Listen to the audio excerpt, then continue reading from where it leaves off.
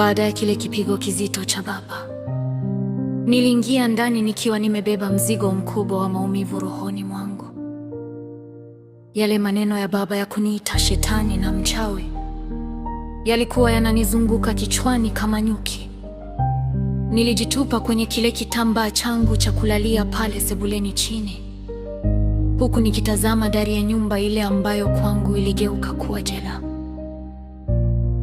Usiku ule, baridi ya Arusha ilikuwa ikipenya hadi kwenye mifupa, lakini baridi ya chuki kutoka kwa baba ilikuwa kali zaidi. Niligeuka huku na kule, nikitazama ule mti wa mparachichi nje kupitia dirishani, ambapo kanga zangu, zawadi pekee ya thamani niliyokuwa nayo, zilikuwa zimetupwa kama takataka. Niliwaza, hivi kweli mimi ni mchawi au ni makosa yangu tu kuzaliwa? Mapambano ya shuleni na nyumbani. Asubuhi ilifika na kama kawaida niliamka mapema kufanya kazi zote za nyumbani kabla ya kwenda shuleni.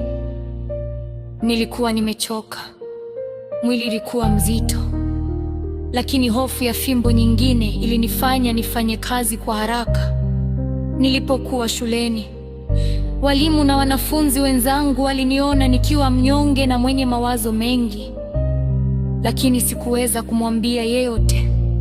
Siri ya mateso yangu ilikuwa imefungiwa ndani ya moyo wangu, maana nilijua nikisema, baba atanigeuka zaidi. Niliporudi nyumbani jioni hiyo, nilikuta hali imebadilika zaidi. Mama wa kambo alikuwa amekaa sebuleni akishona masweta yake. Lakini safari hii hakuwa peke yake, alikuwa na mwanamke mmoja ambaye sikumtambua. Walikuwa wakiongea kwa sauti ya chini, na mara tu nilipoingia, walinyamaza na kunitazama kwa jicho la kutilia shaka. Mtego mpya.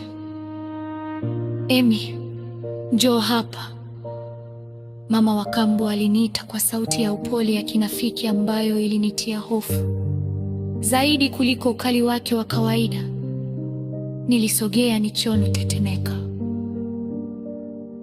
Huyu ni rafiki yangu, amekuja kutusaidia. Anasema anajua dawa ya kuondoa kile kitu kilicho ndani yako, alisema huku akinitazama kwa tabasamu lisilo na heri. Yule mwanamke alisimama, akachukua chupa ndogo ya maji ya rangi ya ajabu na kuniambia ninywe. Nilisita. Kumbukumbu ya bibi yangu na maombi ya mama mdogo Mari alinijia kichwani. Nilijua moyoni mwangu kuwa huu ulikuwa mtego mwingine wa kunitalilisha. Baba alipoingia muda mfupi baadaye, hakuuliza lolote, aliamuru tu, kunywa hicho kitu. Tunataka uchawi wako utoke leo au uondoke kwenye hii nyumba ukiwa mfu. Machozi yalianza kunitoka upya. Nilikumbuka ahadi yangu kwa mama mdogo Mari kuwa nitarudi kumtembelea katika lile giza la vitisho. Niliapa moyoni mwangu kuwa sitokubali kunywa kitu chochote ambacho sijui asili yake. Niliangalia upande wa mlango nikiwaza kama ninaweza kukimbia, lakini geti lilikuwa limefungwa.